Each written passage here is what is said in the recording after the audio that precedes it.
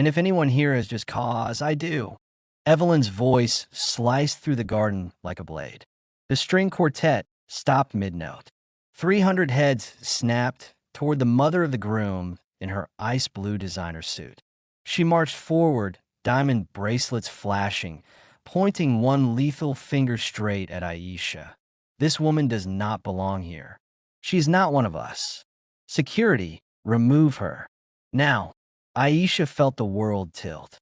The bouquet slipped from her fingers and hit the marble with a soft, pathetic thud. Evelyn.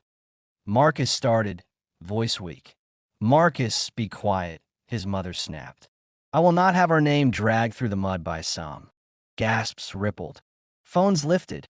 Aisha's best friend Lena was already halfway down the aisle, eyes blazing. But Aisha lifted one trembling hand. Stop. She would not let them drag her out like trash. She found her voice, soft but steel. Say it, Evelyn. Say what you really mean. Evelyn's lips curled. You're a diversity checkbox, darling. A pretty little story he tells his liberal friends. But you will never be a Harrington. The words landed like punches. Aisha's chest burned. She looked at Marcus, her Marcus, who had promised her forever under starlit skies, who had kissed away every doubt. He was staring at his shoes. Marcus, she whispered. Tell her she's wrong. He opened his mouth. Nothing came out. Evelyn smirked in victory. That was the moment Aisha's heart cracked wide open. Not from the racism. She had heard worse whispered in boardrooms and country clubs, but from the silence of the man who swore he'd always choose her. She bent, picked up her bouquet, and crushed the stems in her fist until thorns drew blood. No need for security, she said, voice ringing clear now. I can leave on my own. She turned, veil trailing like a surrender flag, and walked. Every step echoed. Cameras followed. Lena ran beside her, cursing under her breath, but Aisha didn't cry. Not yet. She held it together until she was past the wrought iron gates, until the venue was a pretty prison behind her. Then she shattered. In the parking lot, she collapsed against her modest Honda. Yes, Honda, sobbing so hard her ribs hurt. Makeup streaked, diamonds fogged with tears. How had she been so blind? She had built an empire from nothing, survived every "you don't belong here" thrown at her since childhood, and still let herself believe love would be different. Her phone buzzed. Unknown number. She almost ignored it, but something made her answer. Ms. Thompson, came the calm, familiar voice of her executive assistant, Claire. The Gulfstream is fueled and holding at the private strip 5 minutes from your current location. Shall I send the car? Aisha laughed once, sharp, broken, and suddenly dangerous. Yes, Claire. Send it. And tell the pilots to keep the engines hot. She hung up, wiped her face with the back of her hand, and looked back at the venue one last time. Through the trees, she could see guests still frozen, Evelyn preening like she'd won. Enjoy your little victory, she thought. It's about to cost you everything.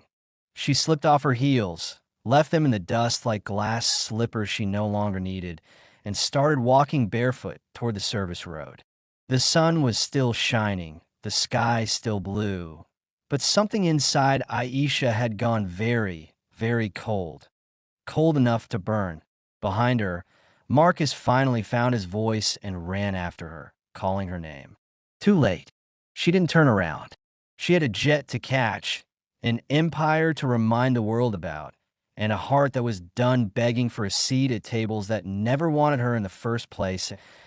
As the first roar of Rolls-Royce engines growled in the distance, Aisha smiled for the first time since the altar. Let them look up, she thought. Let them all look up.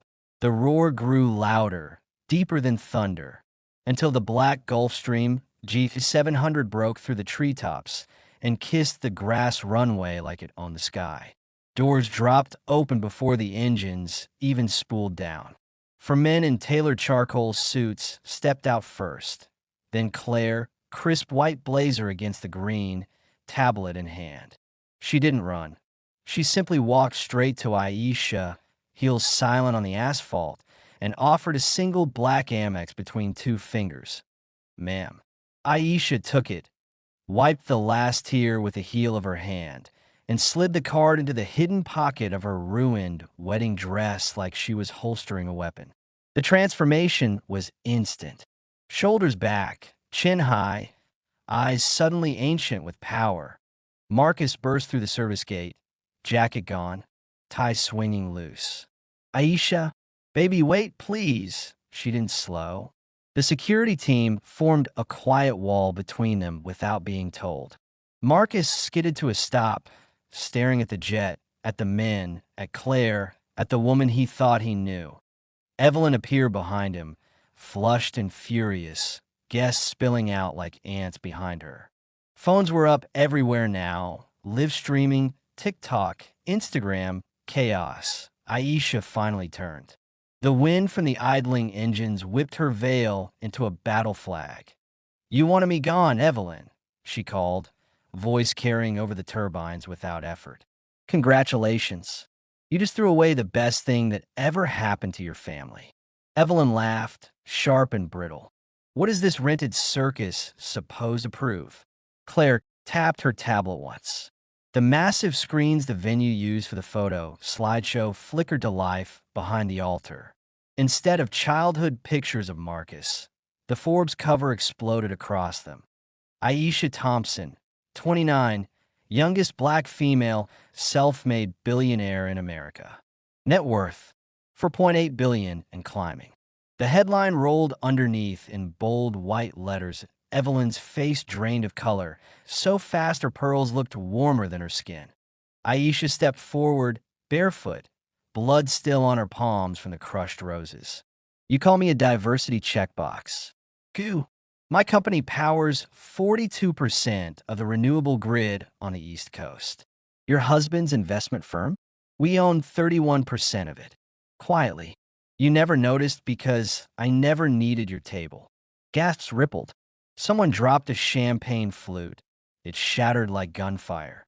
Marcus took a stumbling step. You never told me." "That was the point, Marcus." Her voice cracked only once, then steadied. "I wanted to be chosen for me, not my money. Turns out you couldn't even choose me." Over her mouth. She looked at Evelyn now, eyes blazing. "You said I'd never be a Harrington. Good. I don't want a name. I built my own." Claire handed her a slim remote. Aisha pressed it.